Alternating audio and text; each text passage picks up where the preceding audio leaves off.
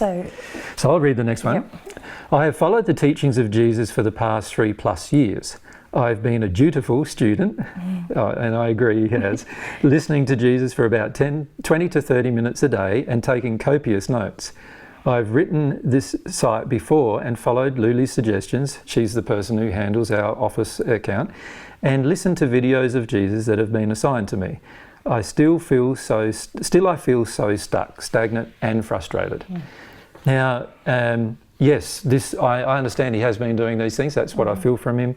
And partly that's part of his problem. Part of his problem is that in the past, the way he's learnt is by using his intellect and being a dutiful student and working his way through things quite intellectually.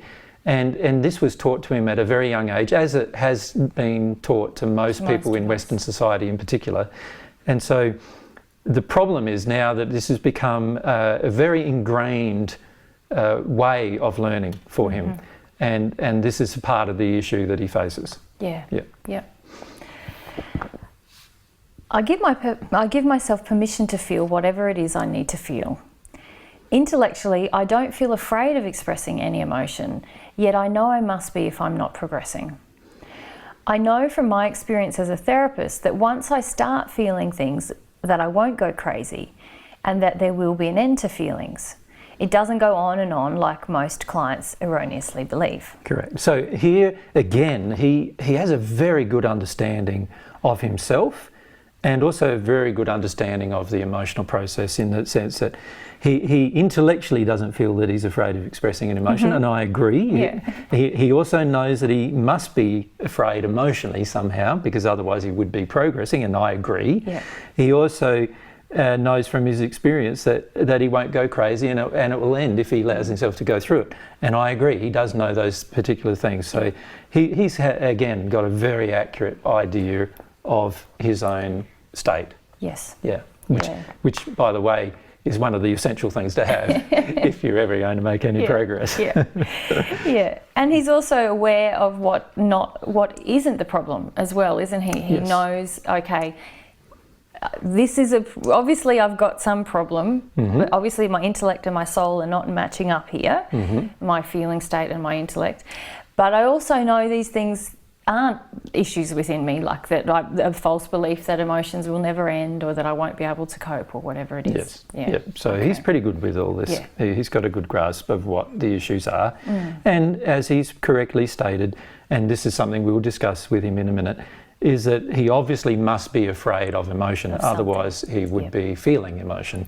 So we've got to help him identify some things there. Okay. I'll read the next one. In my efforts to feel and release, I saw 2 different therapists for 7 months on a weekly basis, but got nowhere. I believe clients can only go as far as a therapist has gone in their own healing. If therapists haven't done their emotional work, then they won't go very far with clients who want to do their emotional work. I agree totally with that. And in fact, I feel quite strongly that the therapists that he saw were in that condition where they actually weren't in as developed a condition as he was himself. So that makes it very, very difficult for him to progress beyond where they are, because they're not in the state where they were more advanced of him emotionally. And their soul condition is really, they have fears about going further. Would you say that's accurate? I feel they had actually more fears than he has about going further. So him spending time with them actually doesn't help him, and if anything, it might have it could hinder him. I doubt whether it has, because I don't feel it has, but it certainly hasn't helped him. And I feel quite strongly that therapy, there is another comment I'd like to make about therapy, and that is a person can only help you insofar as their ability to feel you. And if they cannot feel you, then they cannot help you. And these therapists obviously cannot feel him, so therefore they cannot help him. And this is a problem where most people go to a therapist wanting assistance, and the therapist is guessing based on what's being told to them, what's going on. And a lot of times, like he says, has not done their personal emotional work, but also is attempting to guess from what they're being told what the problem is, rather than actually feeling the person and accurately being able to sense what the problem actually is. Okay. Then he says, I've even tried hypnosis in an effort to get through my blockages, but it was of no use. And I could say to him, fortunately, because most people who see a therapist to do hypnosis end up feeling overcloaked by the spirits that come through them in hypnosis. And because of Thomas's sincerity, that did not occur. Yeah. And so that was great that it didn't occur. But of course, like he says, it didn't help him get through his blockages either. And I agree, it will not help you get through your blockages either. Hypnotherapy and any seeming advantage from hypnotherapy often comes from actual spirits channeling their emotions through the individual anyway, and so it would not be advantageous to carry on with it. And really, hypnosis is often designed with the premise to help get over emotional blockages, and really there's no way you can actually do that unless you do the work that Thomas. Yeah, it's very much governed by the spirits and the person who's doing the hypnotherapy and their desires for the person. Yeah. And most hypnotherapists want the person to be over things, and most spirits want the person to express their emotions. Yeah. So usually you get a combination of those two things, both of which Thomas wouldn't hook into. Yes. So of course he would get no benefit whatsoever from hypnotherapy. Yeah. Mind you, other people would go and they'd have a completely different experience, but it would still be of no benefit because of the different addictions that are in place with hypnotherapy. So he says, yes, I've yelled and screamed and beat pillows with tennis rackets, but it was of no avail. I quit therapy because it just became an interesting conversation each week. I desired more. And this is a wonderful thing I feel about him too, is that he wants to progress towards God. There is a desire there. It's not, it is a sincere desire and passion to grow. It's not just because it's easy or something like that. He's a very sincere man. Yeah. He says, I've listened to the entire Human Soul series and the Emotion Feeling series. Now that's a lot of videos, so that's quite a lot of material. Finally, I decided to go to my boyhood home and neighbourhood in Chicago in the hopes it would trigger feelings that have long been suppressed. I drove round trip that day from Minneapolis to Chicago, 1,300 kilometres, and spent 3 hours walking my neighbourhood, seeing my house. I lived there from 4 to 10 years old, and visiting my old schools. I journaled and had some profound insights, but I felt nothing. I was numb. I had so hoped something would trigger me there that would evoke some kind of emotional expression or release, that I would cry or sob, that I would yell and scream and get angry, that I would grieve or feel something, anything. I desire oneness with God, but nothing ever changes. I continue to feel nothing. You say my will is suppressing, and that frustrates me because it has to be true, but I don't want it to be. Please help me to feel and move forward, Thomas. Well, Thomas, wonderful letter, mate. And to be honest, I'm so happy that you sent the letter so we can discuss it. And just to make a general comment, I do feel there are a group of people out there who are listening to Divine Truth who do have some sincerity and find themselves in this place where they just feel stuck emotionally, don't they? Yeah, and they're honest about it. And they're honest. Yeah. And so we're raising Thomas's letter because it's just a lovely letter and he's very sincere and we'd like to assist him, but also that we feel it could assist a lot of other people. Definitely. So it's also great, Thomas, that you wrote to us for that reason. Yeah. So let's get around to giving him some answers. Yes, so firstly, I feel he's at the phase where he's in the difficult phase of attempting to have an emotional breakthrough. He's already gone through a lot of intellectual information and things, and he's worked his way through intellectually having awareness. He is now very aware of his personal state.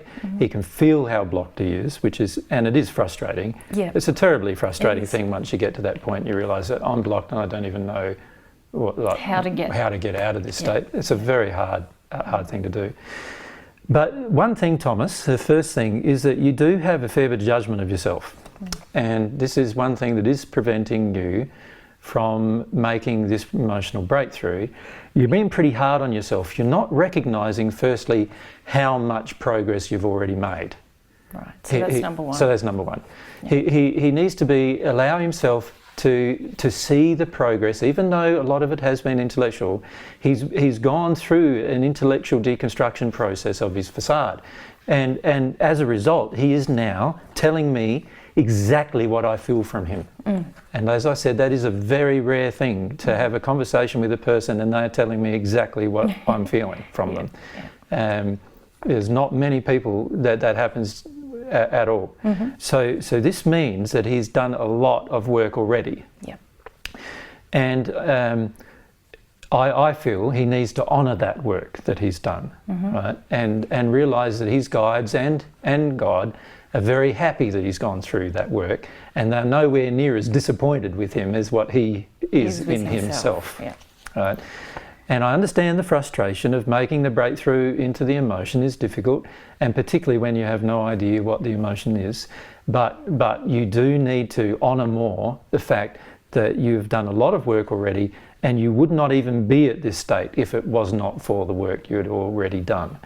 And you are also in a state where you are accurately seeing, perhaps in a lot of ways for the first time in his life, accurately seeing how blocked the emotions actually are. And this is a very rare thing for people who email us, to actually accurately see these particular things.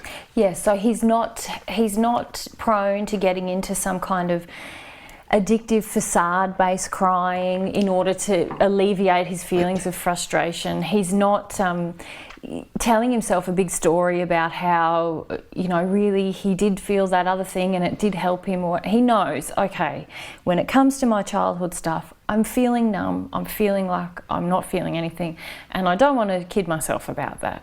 So that's really what you're saying, isn't it? Yeah. So that's the first thing. Be loving to yourself. You can't connect to emotions when you are being unloving to yourself.